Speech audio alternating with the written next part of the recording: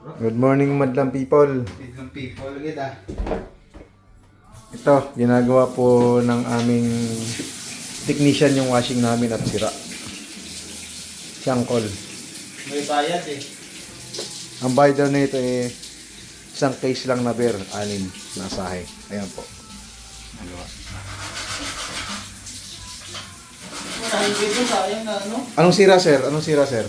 Actually po, meron po siyang lamang pera. Balik ko to 230 yen siya. 230 yen. Hindi kunti nilang dadagdag niya, pambiling isang case na beer.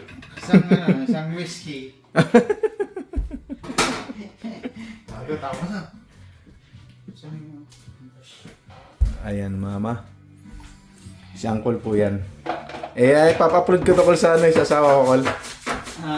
Papa-upload ko to sa asawa ko. Kasi minomonetize na yung FB nun eh. Sabi minimonetize na po kaso.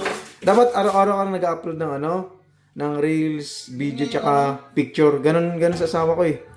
Gano'n sa akin. Kaso natatamad ako.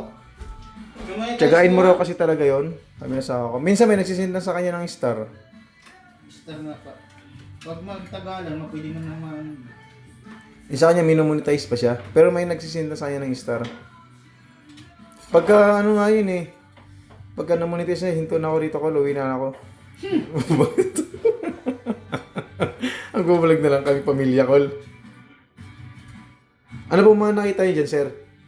Bali maraming marami siyang marumi siya, sir.